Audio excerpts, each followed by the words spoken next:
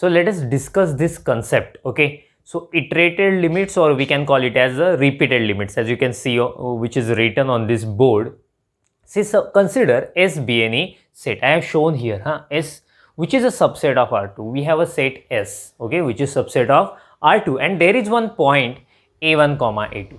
Okay, so as we have mentioned, A1 and A2, this is element of S. F is a function from S to R. Okay, we have a function from S to R. So I am talking about repeated limits or iterated limits. It means, see, normally when we write a limit, we write in this way: limit xy tends to a1 comma a2 f of xy. Okay, we write in this way. That means xy, this point xy is moving towards, is approaching to point a1 comma a2. Okay, so this is our usual limit. Okay, so either you can follow a straight line, you can follow parabola, or any path you can follow, right? But see, in case of iterated limits or repeated limits, we write in this way. Okay, so I will mention then limit x tends to a1, limit y tends to a2 f of xy.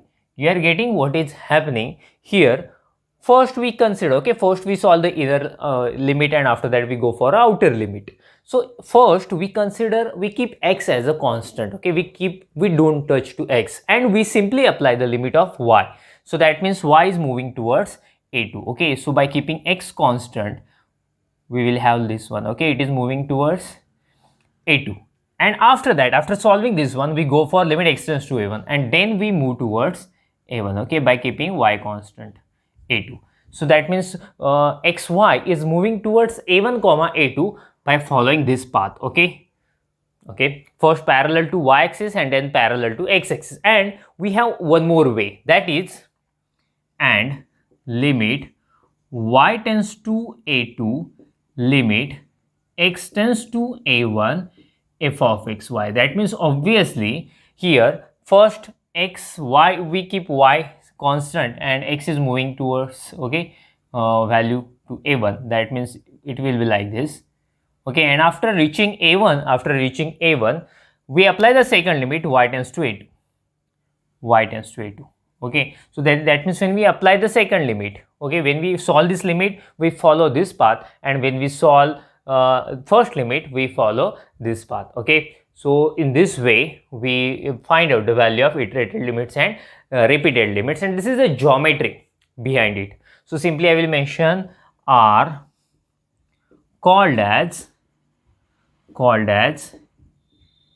iterated limits, or you can say repeated limits. Okay, so these are iterated limits or repeated limits. So after that, we are going to discuss few examples of iterated limits, but before that, make a screenshot of this screen, and after that we'll go for first example. Please make a screenshot of it. Okay, so let us discuss this example. Okay, so we have this function and we are going to find iterated limits xy tends to 0, 0. Okay, so let us start to do. So see, what will I do? I will consider limit x tends to 0, limit y tends to 0, and function f of xy. First of all, I will write, we will find the value of this iterated limit, and after that we will go for, first we consider limit y tends to 0, and then we consider limit x tends to 0. Okay, so let us write the definition of f of xy. What is it? So this is equal to limit x tends to 0, limit y tends to 0. What is f of xy?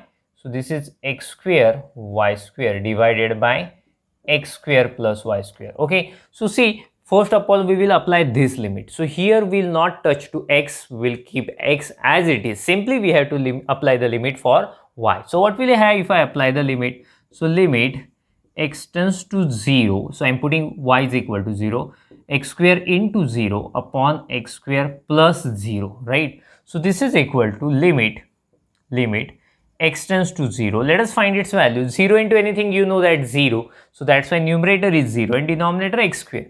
But see, numerator is 0, so that's why I could write here 0. So 0, if you apply the limit on that, you will have 0.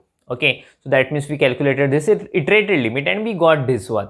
So let us try for the second iterated limit. So now I consider See, now we consider second iterated limit. That means limit y tends to 0, limit x tends to 0, f of xy. Let us find its value. So this is equal to limit y tends to 0, limit x tends to 0. What is f of xy? It is x square y square divided by x square plus y square. So here what we do, first of all we will apply the limit of x, right? So always we solve the inner limit first, okay? So see, if I put the value of x is equal to 0, let us see what will happen. So see, limit, I am not applying limit of y first, I am writing simply limit y tends to 0, I am putting x is equal to 0, 0 into y square upon 0 plus y square. So this is equal to limit y tends to 0, 0 into anything, 0 you will have, and if you apply limit y tends to 0 to 0, we will have 0. So we found out, okay, we found out the second iterated limit also. So here first iterated limit exists, right, and its value is 0, and after that we calculated second iterated limit also. So that also exists and its value 0. That means in this example both of them are same. Getting? Both of them are same. See, but in some cases both can be different. In some cases one iterated limit will exist, second will not exist. In some cases both iterated limits cannot be exist. Getting? So all possibilities are there. So here we will stop, but in our next videos we will discuss few more interesting examples of iterated limits. Okay, so make a screenshot of it and after that we will stop.